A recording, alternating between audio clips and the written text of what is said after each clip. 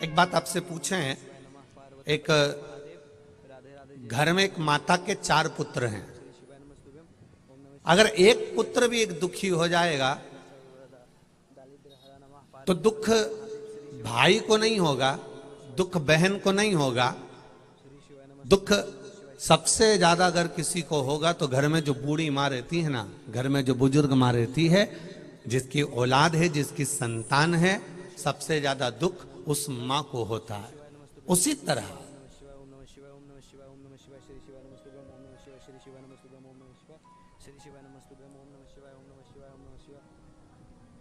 कार्य में अगर कोई कथा हो रही है, भजन हो रहा है, कीर्तन हो रहा है, शिव पुराण हो रही है और उसमें कहीं थोड़ी बहुत अड़चन उत्पन्न होती है तो मेरे महादेव को, मेरी माता पार्वती के भी हृदय में थोड़ा सा भाव दुखी होता है। पर जब संपूर्ण आनंद के साथ कथा चलती है तो मेरा महादेव और माता पार्वती भी प्रसन्न चित्त में वर प्रदान कर देती है। एक सुख का अनुभव हो जाता है, एक आनंद का अनुभव हो जाता है। महाराज, भक्ति, विश्वास, भरोसा ये निश्चित होना चाहिए। शिव महापुराण की कथा कहती है 3 दौलत सबसे बड़ी होती है। दुनिया की सबसे बड़ी दौलत में 3 दौलत है। पहली है, तुम्हारे घर में धन बढ़े उससे मतलब नहीं होना चाहिए, तुम्हारा दिल बड़ा होना चाहिए। यह दुनिया की सबसे पहली दौलत है। घर में धन बढ़ा कि ना बढ़ा, घर में वैभव बढ़ा कि नहीं बढ़ा, घर में सत्ता बढ़ी कि नहीं बढ़ी, घर में दौलत बढ़ी कि नहीं बढ़ी, उससे मतलब होना ना चाहिए, पर तुम्हारा दिल बड़ा होना चाहिए। कोई आया, आतिथ्य भाव दिया, कोई आया, एक लोटा पानी पिला दिया, कोई आया, एक अन्न से कुछ भी नहीं लेकर आए खाने का तो गुड़ की डली ला कर दे दी। कुछ नहीं है खाने का, एक कटोरी में थोड़ा सा गुड़ लाया और उसको दे दिया। अर्थात उसको लगे कि इनका दिल कितना बड़ा है साहब, हमें पहचानता नहीं, जानता नहीं, एक दूसरे को जानने का कोई काम नहीं, उसके बाद भी मेरा मुंह झूठा करा दिया। ये दिल बड़ा होना चाहिए। 3 दौलत में सबसे प्रथम नंबर पर है तुम्हारा वैभव बढ़े कि ना बढ़े, तुम्हारा धन बढ़े कि ना बढ़े, तुम्हारी सत्ता बढ़े कि नहीं बढ़े, तुम्हारा दौलत बढ़े कि ना बढ़े, पर तुम्हारा दिल बड़ा होना चाहिए, निश्चितता होना चाहिए। दूसरे नंबर पर दूसरी दौलत है दुनिया की सबसे बड़ी, तुम्हारा दिमाग ठंडा होना चाहिए। ये दुनिया की 3 दौलत में से दूसरे नंबर की दौलत है कि तुम्हारा मस्तिष्क, तुम्हारा दिमाग, तुम्हारा हृदय, तुम्हारा चित्त, तुम्हारी वृत्ति ठंडी रहे। थोड़ी सी देर में क्रोध आ जाना, फिर उसमें गुस्सा आया, गर्म हुए कि उसका कोई आनंद ही नहीं पाए। यहां इतने सारे किसान बहन भाई बैठे हैं, इन सबको मालूम होगा देपालपुर की धरा पर कथा चल रही है, आस्था चैनल पर लोग कथा सुन रहे हैं, पूरा विश्व इस कथा को सुन रहा है। माता प्रसूति शिव महापुराण की कथा चल रही है। एक एक घर घर में टीवियों पर लोग कथा सुन रहे हैं, फेसबुक, यूट्यूब, मोबाइल पर कथा सुन रहे हैं। यहाँ जितने लोग किसान बहन भाई कथा सुन रहे हैं, जितने लोग कथा श्रवण करने बैठे हैं, उनके ज्ञात में, उनके ध्यान में एक बात जरूर होगी कि बीज, सोयाबीन हो, गेहूं हो, ज्वार हो, मक्का हो, तरबूजा, खरबूजा, करेला, जो बीज आप पृथ्वी में बो रहे हो, उस बीज को अगर कढ़ैया में डालकर आगी में अगर सेक लिया जाए, आगी में उसको तपा लिया जाए और तपाने के बाद, आगी में सेकने के बाद उस बीज को बोया जाए तो उसमें अंकुर होएगा, उसमें पौधा लगेगा। बोलते जाओ, जरा जम के बोलो, देपालपुर वालों, आवाज नहीं आ रही, जम के बोलो। नहीं लगेगा। उस बीज को तुमने सेक लिया, ज्वार को सेक लिया, मक्का को सेक लिया, चने को सेक लिया, सोयाबीन को सेक लिया, गेहूं को तुमने कढ़ैया में डालकर सेक लिया और सेकने के बाद उसको जब आंच पर चढ़ाया, गर्म हो गया और गर्म होने के बाद उसको जमीन में बोया तो बीज अंकुरित होगा? नहीं होगा। वो बीज अंकुरित नहीं हो सकता। पर वही बीज बिना आंच पर चढ़ा हुआ, बिना गर्म किया हुआ, बिना तपा हुआ, बिना अग्नि के चढ़ा हुआ, वो बीज आप कहीं पर भी ले जाके पटक दो, अंकुरित होगा कि नहीं होगा? बोलो बोलो, जम के बोलो। हो जाएगा। गेहूं पटका, बोया, चना पटका उगा, सोयाबीन पटका उगा, ज्वार पटकी उगा, मक्का पटकी उगा। अगर उसको सेक लिया, उसको तपा लिया, उसको गर्म कर लिया, उसको बहुत गर्म कर लिया, वो सिक गया। मूंगफली का दाना सिक गया, चना सिक गया, तो वो अंकुरित नहीं हो सकता, उसमें पौधा नहीं लग सकता। उसी तरह जब तक वो सिकेगा नहीं, जब तक वो गर्म नहीं होगा, जब तक वो सिक नहीं पाएगा, तेज आंच में उसको नहीं ले जाया जाएगा, तो वो अंकुरित हो सकता है। शिव महापुराण की कथा यही कहती है कि जब मन ठंडा होगा, हृदय ठंडा होगा, बुद्धि ठंडी होगी, क्रोध में तपी ना होगी, तो इसमें भी परमात्मा प्रवेश कर जाएगा। और अगर ये तप गई तो फिर प्रवेश नहीं कर पाएगा, फिर ये अंकुरित नहीं हो सकता। अग्नि में तपने के बाद ये अंकुरित नहीं होगा। क्रोध में अगर चित्त लगा हुआ है, क्रोध में मन लगा हुआ है, क्रोध में वृत्ति लगी हुई है, क्रोध में अगर आप समाहित हैं और क्रोध आपके भीतर समाया हुआ है, क्रोध में आप तल्लीन हुए चले जा रहे हैं, क्रोध में बढ़ते चले जा रहे हैं। जरा सा किसी ने कहा, शब्द कहा, जरा से में क्रोध आ गया, फिर किसी ने कहा क्रोध आ गया, जरा सा किसी ने कहा क्रोध आ गया। जिसके भीतर क्रोध इतनी मात्रा में समाहित होता चले जाता है, फिर परमात्मा उसमें अंकुरित नहीं हो पाता, परमात्मा उसमें प्रवेश नहीं कर पाता, परमात्मा उसमें प्रकट नहीं हो पाता। इसमें सबसे मूल है, बीज सिका हुआ नहीं होता तो कहीं पर भी अंकुरित हो सकता है, लग सकता है, पर वो सिक गया तो अंकुरित नहीं होगा। उसी तरह क्रोध आपके भीतर आ गया तो परमात्मा नहीं मिल पाता, और क्रोध अगर नहीं है तो भगवान को मिलने में देरी नहीं लगती, परमात्मा मिल जाता है एक क्षण में तुम्हारे सामने। मैंने तेरे ही भरोसे बाबा, तेरे ही भरोसे हवा बिच उड़ती जावांगी, बाबा डोर हथो छड़ी गावे कटी जावांगी, भोले मैं तेरी पत्नी, शंभु में तेरी पत्नी, हवा बिच उड़ती जावांगी, बाबा डोर हथो छड़ी नामे कटी जावांगी। आपके भीतर क्रोध नहीं आना चाहिए, आपके भीतर तपन नहीं होना चाहिए। अहंकार, आसक्ति, तृष्णा, वासना, लोभ, क्रोध, ये सब हमारे मन को अंकुरित नहीं होने देते, हमारे मन को परमात्मा में नहीं लगने देते, हमारे मन को भगवान की भक्ति में नहीं रमने देते।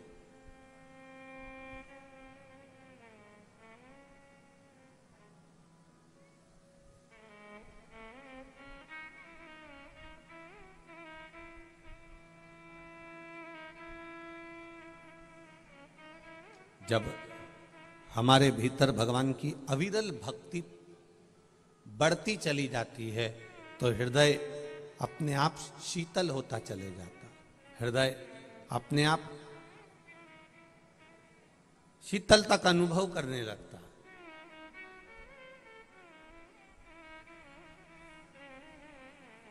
अब किसी का नाम रख दो शांति,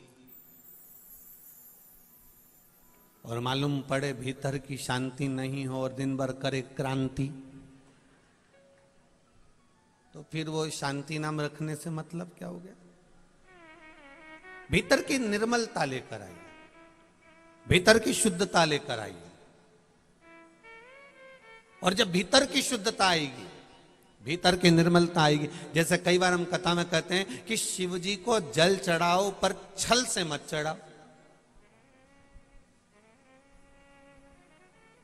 छल से मतलब, मैं तो रोज भगवान के मंदिर में पोछा लगाती हूं, मेरे बराबर कोई भजन नहीं कर सकता, मैं तो इतनी जोरदार ढोलक बजाती, इतनी जोरदार ढोलक बजाती कि मारे बराबर कहीं की ढोलक नहीं बजा सकती।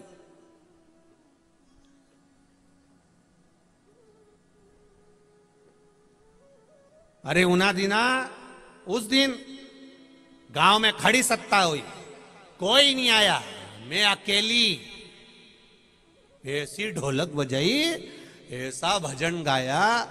अब भगवान भी मन में सोच रिया, जैसी तू खड़ी सत्ता में ढोलक बजाई, वैसे ही अहंकार तेरे भीतर खड़ा हो गया।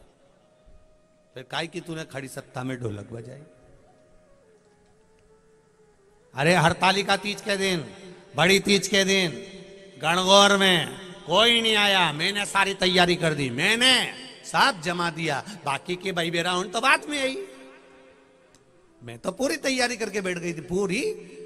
हमारी बहुवन भी बाद में आई, ने छोरी भी बाद में आई, ने ये सब बाद में आया ना, मैंने सबसे पहले करा। अरे भगवान को धन्यवाद दो कि भगवान तुमसे मंदिर की सेवा करा रहा है। भगवान को धन्यवाद दो कि भगवान तुम्हारे हाथ से सेवा करा रहा है। भगवान तुम्हारे हाथ से पूजन करा रहा है। भगवान तुम्हारे हाथ से पूजन की तैयारी करवा रहा है। भाई बेरा बाद में आ जाए, माताएं बाद में आ जाए, बेटियां बाद में आए, बहुएं बाद में आए, पर भगवान ने तुम्हें इस लायक बनाकर रखा है कि तू इन हाथों से सेवा कर कर पूरा आनंद सुख प्राप्त कर ले। ये भगवान की कृपा। कभी मत क्यों कि मैंने अकेले ने ढोलक बजाई, मैंने अकेली दमदार हूं, मैं अकेली भजन कर लूं, मैं अकेला ही भजन कर लूं। ना ना,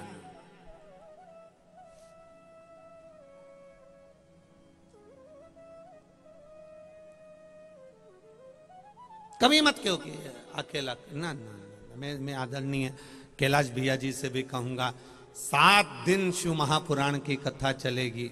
7 दिन में एक बार भी मुख से मत कहना कि यह कथा मैंने कराई, आप कहना यह महादेव ने कराई है, उसके सिवा कोई नहीं करा सकता। ये कथा महादेव ने कराई है, उसके सिवा कोई नहीं करा सकता। अब महादेव ने जो कथा कराई है, तो पूरी 7 दिन की कथा में तुम्हें इतना महादेव मिलेगा, इतना महादेव मिलेगा। कहीं का तो बिल्कुल रुद्र अवतार मिलेगा, तो कहीं एकदम गंगा सिर पे धरा हुआ मिलेगा, और कहीं डमरू बजाता मिलेगा, तो कहीं त्रिशूल घुमाता मिलेगा। इतना महादेव मिलेगा पूरी कथा में। कोई तुम पर क्रोध भी करेगा, कोई अपशब्द भी कहेगा, कोई ताने भी देगा, कोई कुछ कह भी देगा। उस समय पर तुम्हें कैलाश पर्वत की तरह एकदम मौन रहना है। शंकर जी बोलते हैं और कैलाश पर्वत चुप रहता है। बस वो आनंद के साथ 7 दिन की शिव महापुराण की कथा होना चाहिए। उस आनंद के साथ मौनता रहे, आनंद।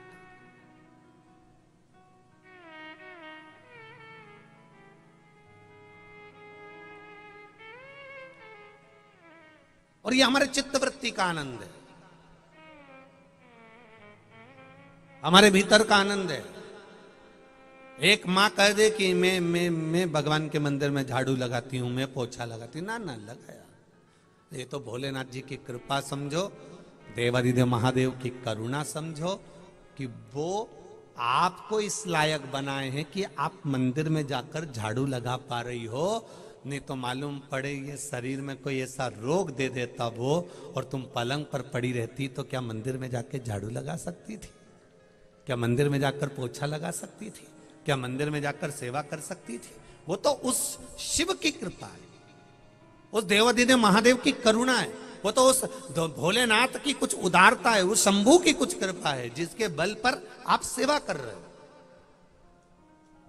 7 दिन की कथा में कोई पानी पिलाएगा, कोई रात्रि में आकर बिस्कुट बांट कर जाएगा, कोई आएगा पूरी सब्जी बांट कर चले जाएगा, कोई आएगा आपको चाय पिलाकर चले जाएगा। बैसाख के महीने में आकर कोई ठंडाई पिलाकर चले जाएगा। बैसाख के महीने में आकर कोई मुंह झूठा कराकर चले जाएगा। इन्होंने जिंदगी में कितना भी कमाया हो, कितनी भी फसल ली हो, कितनी भी दुकान चलाई हो, कितनी भी जमीन खूब व्यापार करा हो, पर एक गिलास पानी शंकर की कथा में आए हुए शिव भक्त को अगर किसी ने पिलाया है, तो उसके पूर्वजों को तर्पण की जरूरत नहीं पड़ती, उसके पूर्वज यूं ही तर जाते हैं।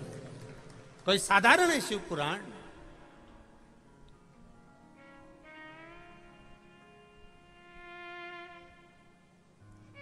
करो भक्ति शिव की। खाली ना जाता कोई, बोलो बोलो, तुम लोगों को तो अब याद हो जाना चाहिए। खाली ना जाता कोई,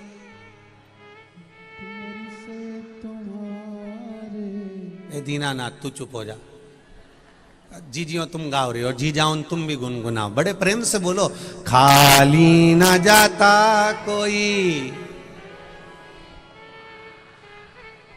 मैं भी खड़ी हूं नन्ही बाहें पसार, मैं भी खड़ा हूं नन्ही बाहें पसार, अपने हृदय से लगा लो,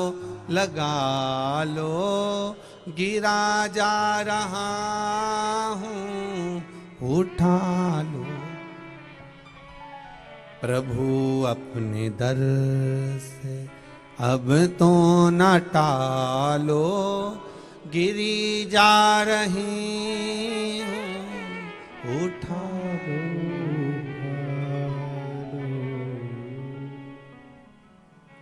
पर गिर रहे हैं, उठाना है। एक बूढ़ी अम्मा, बूढ़ी डोकरी रोज लकड़ी इकट्ठी करती थी, ढेर सारा लकड़ी का गट्ठा उठा लेती, इतनी थक जाती कि भगवान से रोज कहती मैं तो परेशान हो गई भोलेनाथ, मुझे उठा ले, मैं तो परेशान हो गई भोलेनाथ, मुझे उठा ले।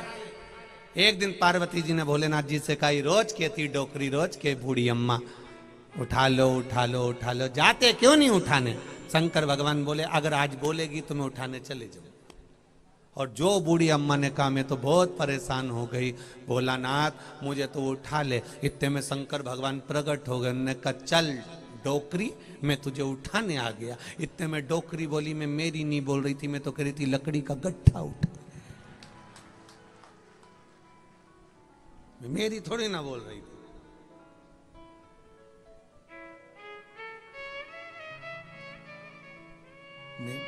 मैं तो लकड़ी के गट्ठे के लिए कह,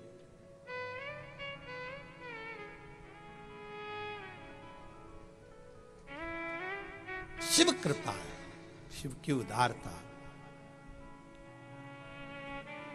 भरोसे के साथ, विश्वास के साथ, दृढ़ता के साथ। दुनिया की 3 सबसे बड़ी दौलत है, उन 3 सबसे बड़ी दौलत में पहले नंबर की दौलत कौन सी है? अभी कथा में बताया कौन सी है? दिल को बड़ा रखना।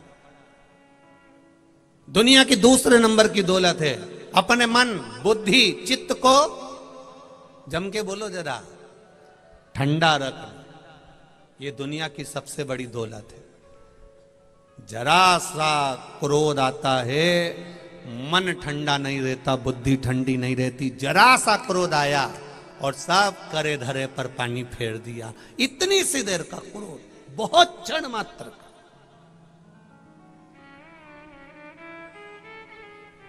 कितनी देर का गुस्सा? जरा सी देर, बस लड़ाई हुई, झगड़ा हुआ, गुस्सा आया, अंदर गया, चक्कू उठा कर ले आया, तलवार उठा के ले आया, बंदूक उठा के ले आया, और 1 मिनट का गुस्सा था, डंडा उठा के लाया, पत्थर उठा के लाया और जो दिया सिर में, सामने वाला तो धराशायी हो गया, गिर गया, मर गया, पड़ गया। पर 1 मिनट के क्रोध ने बस वो चक्कू उसको लगा, डंडा उसको लगा, पत्थर उसको लगा, जरा सी उसको चोट लगी और अदालत में बात गई, थाने में रिपोर्ट गई। 4, 5, 15, 20 दिन, 1 महीना, 2 महीना तो तुम थाने में ही बंद रही है। और मालूम पड़ा उसके बाद केस चलता रहा, अदालत में केस चलता रहा। चलते चलते केस को 2 साल हो गए, 3 साल हो गए, 4 साल हो गए, 5 साल हो गए, 10 साल हो गए। तब निर्णय निकला कि इसको सजा दी जाती है 5 साल की, 8 साल की, 10 साल की। जरा विचार करना, क्रोध आया था 10 मिनट का, क्रोध आया था 10 सेकंड का, क्रोध आया था 10 मिनट का। 10 मिनट के क्रोध को अगर कंट्रोल कर लेते, 10 मिनट के क्रोध को संयम में कर लेते, पर इतना गुस्सा आया, मैं इस भाई को मार दूंगा, मैं भाभी को मार दूंगा, मैं इसको मार दूंगा, ने देवरानी बुरी, ने जेठानी बुरी, ने सास बुरी, ने ससुर बुरा, ने ये पड़ोसी बुरा, ने ये रिश्तेदार बुरा। इनने डंडा उठाया, 10 मिनट का क्रोध था, मात्र 10 मिनट का, और 10 मिनट के क्रोध में डंडा, पत्थर, तलवार, बंदूक जो चली, वो 10 मिनट का क्रोध समाप्त हो गया। और 10 साल उस 10 मिनट के क्रोध की सजा को थाने में पड़े पड़े भुगतना पड़ा। 10 मिनट का क्रोध था, मात्र 10 मिनट। शिव पुराण कहती है वो 10 मिनट का जो क्रोध आया था, उस क्रोध में तुमको ऐसा क्रोध आना चाहिए, अगर क्रोध भी आए तो ऐसा आना चाहिए जैसे ही 10 मिनट का क्रोध आए उस बीच में तुमको ऐसा क्रोध आए कि तुम घर छोड़कर मंदिर में जाकर बैठ जाओ, तो समझ लो तुम्हारा क्रोध सक्सेस हो गया, सफल हो गया। तो समझो कि तुम्हारा क्रोध सफल हो गया। वो 10 मिनट का क्रोध आता है, 10 सेकंड का क्रोध आता है, उसमें इतना गुस्सा आ गया, न डंडा न पत्थर न बंदूक न तलवार न चाकू न गाली न गलोच, सब हो गया। वो 10 मिनट के क्रोध में मालूम पड़े 10 साल थाने के चक्कर काटना पड़े, 10 साल अदालत के चक्कर काटना पड़े, 10 साल पड़े रहना पड़े, ऐसा क्रोध किसी काम का नहीं है। शिव पुराण कहती है 3 दौलत में दूसरे नंबर की दौलत है मन को, बुद्धि को, चित्त को, हृदय को ठंडा रखिए। गुस्सा आए तो घर छोड़कर शिव महापुराण की कथा में देपालपुर जाके बैठ जाओ। क्रोध आए, घर में अगर लड़ाई हो तो कह दो ये संभालो तुम्हारा घर। 10 मिनट का गुस्सा है, मुंह से मत बोलना, डंडे मत चलाना, पत्थर मत चलाना, गाली मत देना, बंदूक मत चलाना, हाथ पैर मत चलाना। 10 मिनट का क्रोध आए तब कह देना मैं जा रही 24 अवतार मंदिर में जाके बैठ जाऊंगी, मैं जाऊं राम मंदिर में जाके बैठ जाऊंगी, मैं जा रही, मैं तो भगवान के मंदिर में बैठ जा रही। तुमसे कौन मुंडा मिला है, कौन लड़े तुमसे, और बस गुस्से में लाल हुई के ने छोटी मोटी बांध बुदा क्या, और तुरंत मंदिर के अंदर शंकर जी के मंदिर में जाके नी एक लोटा पानी, तो भी तुम शंकर जी के सामने बैठी बैठी श्री शिवाय। अच्छा गुस्सा भी आए तो मैं अपनी साड़ी पे गुस्सा निकाल लो, श्री शिवाय नमस्ते।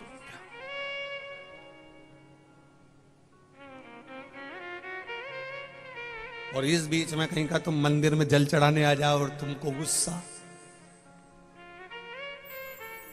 गुस्सा और वो आ गया जल चढ़ाने, फिर क्या होगा? इन्हें हटी जा, थोड़ा साइड हो ही जा, दिख नहीं रहा मैं बैठी हूं, इतना मैं उन्हें कह दिया तो उधर सरक के तू नहीं बैठी जाए। बस फिर मन में गुस्सा आया तो यहां भी नहीं बैठूं, फिर चली गई हनुमान जी का मंदिर में। अब हनुमान जी के मंदिर में बैठी बैठी कह रही इतनी शक्ति देना, जैसे तुम लंका में टूट पड़े थे मैं भी घर वालों पे टूट पड़ूं, ऐसी शक्ति। हनुमान जी भी बोले रेन दे रही हो देपालपुर वाली, रेन दे, कहां जाए कहां जाए। अरे अगर भजन भोले बाबा का करते रहोगे तो संसार सागर से करते रहोगे। क्रोध पर संयम हो तुम्हारा।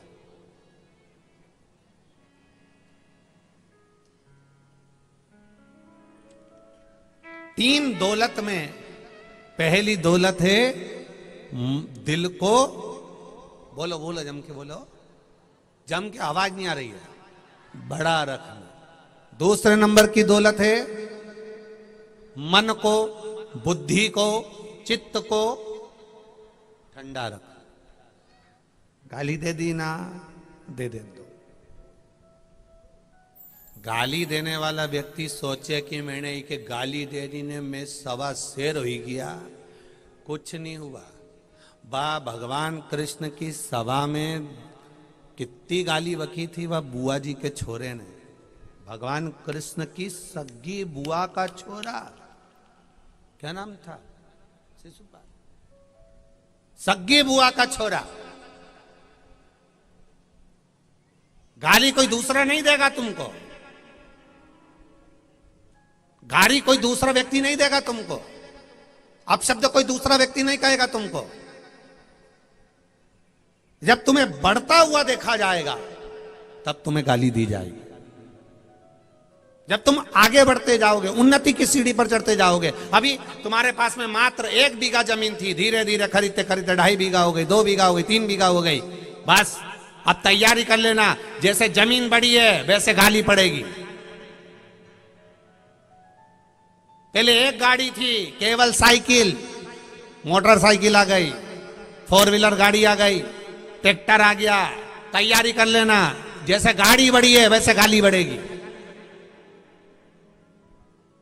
पहले एक छोटा सा कमरा था, घास का, कबेलू का, झोपड़ा, उसी में रहते थे। धीरे धीरे 2 कमरा हो गया, 2 कमरे से पक्का मकान बन गया, लेंटर का मकान, छत का मकान, बिल्डिंग बन गई, 3 मंजिल का कमरा बढ़ गया। जैसे जैसे कमरे बढ़े वैसे वैसे ध्यान रख लेना कि गाली बढ़ेगी।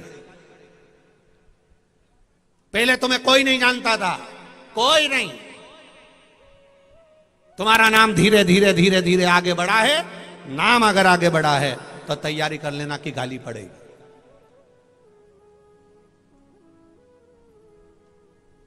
जब हमारा शास्त्र ही कह रहा है कि धीरे धीरे वो कहे ऊंच निवास नीच कर तूती देख न सकही पराई विभूति, ये रामचरितमानस कहती है ऊंच निवास नीच कर तूती देख न सकही पराई विभूति। दुनिया की विभूति आपको आगे बढ़ते हुए, आपको अग्रण्य होते हुए, आपको तरक्की करते हुए जो जो देखेगा वो आपको गालियां देगा, अपशब्द कहेगा, ताने देगा, आड़ी टेढ़ी बातें करेगा, आपके लिए निंदा करेगा, आपके लिए अपशब्द बोलेगा, आपके लिए आड़ा टेढ़ा कहना चालू कर देगा। तो क्या करें? भगवान कृष्ण की कथा कर रही है। सग्गी बुआ का लड़का शिशुपाल गाली पर गाली दे रहा है, खूब गालियां दे रहा है। भगवान मुस्कुरा रहे हैं। शिशुपाल को और बुरा लग गया। उसने कहा बताओ मैं गाली दे रहा हूं जो हंस रहा है। एक बार तुम भी प्रैक्टिकल कर कर देखना, जो तुम्हारा किसी से झगड़ा हो जाए और वो तुमको गाली दे, अपशब्द कहे, एक बार प्रैक्टिकल करके देखना कि सीवर वाला महाराज सही बोला कि गलत बोला। वो तुम्हें गाली दे और तुम एकदम जोरदार सिर पे पल्लू मल्लू लेके और खूब उसके सामने मुस्कुराओ, खूब मुस्कुराओ, खूब जोरदार। फिर क्या होगा? होगा क्या? वो गाली दे और तुम तेरा तुझको क्या लागे, तन मन धन सब हे प्रभु सब तेरा। वो गाली दे रहा है, आप भजन गाओ। वो गाली दे रहा है, आप मुस्कुरा। वो अपशब्द कह रहा है, आप प्रसन्न रहो। हम तो केवल वही नहीं कहेंगे, हम ये तक कहेंगे सास भी अगर गाली दे रही है तो बहु से निवेदन है पलट कर एक शब्द मत बोल, एक शब्द पलट कर मत बोल। बस वो गाली दे तो अंदर जा, खूब प्रेम से डेंटिंग पेंटिंग करके ने डोकरी आड़ी तड़ी बोले और तू के सामने बेहतरीन जोरदार मोबाइल पे गाना लगा के मैं तो चली वृंदावन राणा मेरे तो भाग जगे, राणा जी तेरे मेलों में आग लगे। बस और खूब प्रेम से प्रसन्न थे। वो बूढ़ी माँ गाली दे और तू उसके सामने प्रसन्न से बस मुस्कुरा कर चली जा। कितनी देर देगी, कितना देर अपशब्द कहेगी, कितना ताना देगी, कितनी देर बोलेगी। बोलते बोलते तो ये रेडुआ भी अपना सिग्नल भूल जाता है, तो ये अपना सिग्नल नहीं भूलेगी। तू बस वो गाली दे तो प्रसन्न रहे, सामने वाला अपशब्द कहे तो प्रसन्न रहे। तुम जैसे जैसे आगे बढ़ोगे, ट्रैक्टर, ट्राली, गाड़ी, मशीन, मोटर, जमीन, जायदाद, मकान, सत्ता, जैसे जैसे बढ़ेगा वैसे वैसे तुमको अपशब्द, तुमको गालियां, तुमको ताने मिलना प्रारंभ हो जाते हैं। केवल ये सत्ता से ही मतलब नहीं होता, नौकरी में भी अगर प्रमोशन मिलता चले जाता है, पहले केवल साधारण सी वो थी, फिर 1 स्टार आया, फिर 2 स्टार आया, फिर 3 स्टार आया, फिर शेर लग गए। जैसे जैसे तुम पद पर ऊपर उड़ते चले जाओगे वैसे वैसे तुम्हारे भी विरोधी, अपशब्द कहने वाले, गाली देने वाले, ताना देने वाले, आड़े तेड़े कहने वाले, तुम्हारे भी प्रतिष्ठा से ईर्ष्या रखने वाले बढ़ते चले जाएंगे। पहले साधारण सी तनख्वाह मिलती थी, प्राइवेट नौकरी 10,000 20,000, वही नौकरी में तुम्हारे को तनख्वाह मिलने लगी 50,000, वही नौकरी में तनख्वाह मिलने लगी 1.5 लाख। धीरे धीरे ईर्ष्यालु बढ़ने लगेंगे, गालियां मिलने लगेगी, अपशब्द मिलने लगेगा। तरक्की जहां होती है, प्रशंसा जहां होती है, आपकी आनंदता जहां बढ़ती है, वहां पर तुम्हें अपशब्द मिलेगा ही।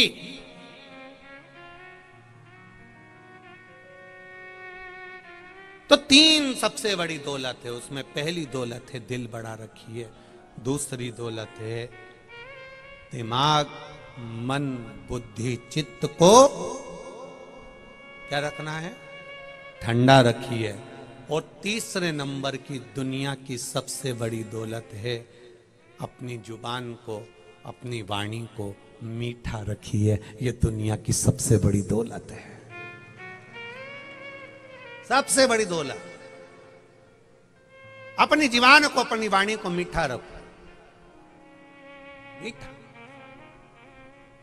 कहीं कहीं का व्यक्ति बोलता है तो इतना मीठा बोले, साहब मारा तो मन हर लिया, इतना जोरदार बोले। और कहीं कहीं का व्यक्ति बोले तो ऐसा बोले कि मुंडा से मेंढक जड़े, वो बोले नहीं मेंढक झड़े पूरा, वो बोला और इसको इतना बुरा लगे कि बस डंडा लेके कूट दूं, गाली दे दूं, अपशब्द बोल दूं। घर में भी कोई कोई व्यक्ति बोले, घर में कोई व्यक्ति को काम कराना रहना तो इतना अच्छा बोले, हमारी मौसी सास ऐसी जोरदार बोले, दोनों बहन सगी, और हमारी मौसी सास बोले तो ऐसा जोरदार बोले, सारा काम कराई ले। और हमारी सास बोले तो ऐसा बोले जैसे आकाश में बिजली चमकने गिर के तुरंत बमूल का पेड़ पे टपकी गई, ऐसी। प्रेम की भाषा जहां हो, स्नेह की भाषा जहां हो, आनंद की भाषा जहां हो, करुणता की भाषा जहां होगी, मीठी भाषा जहां होगी, उधर आनंद की अनुभूति, आनंद की।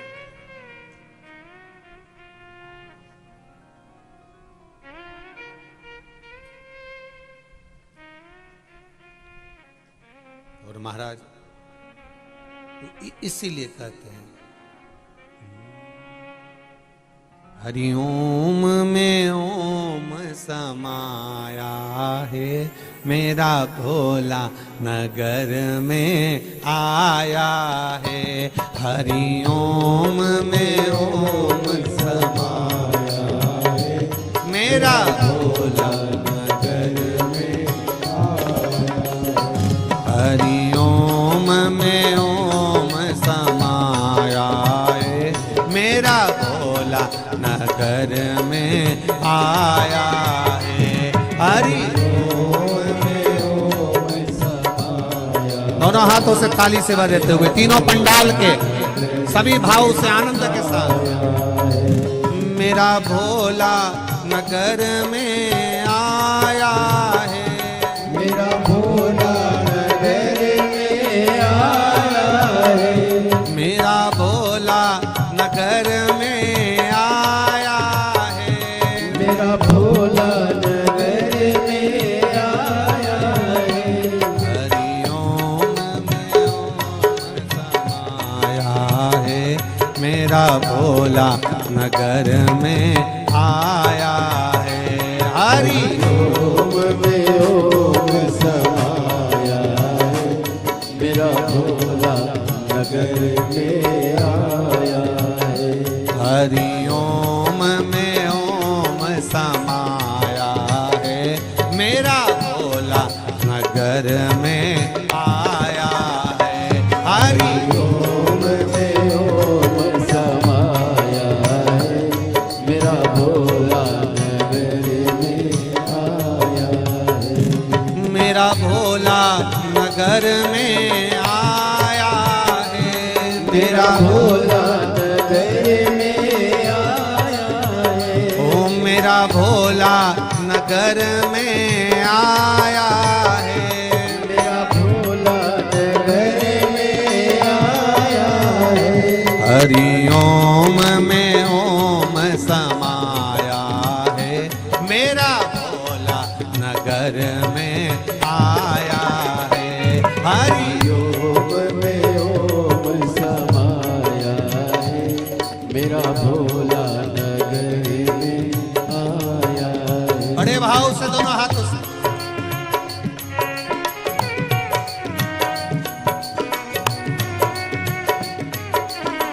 Yeah.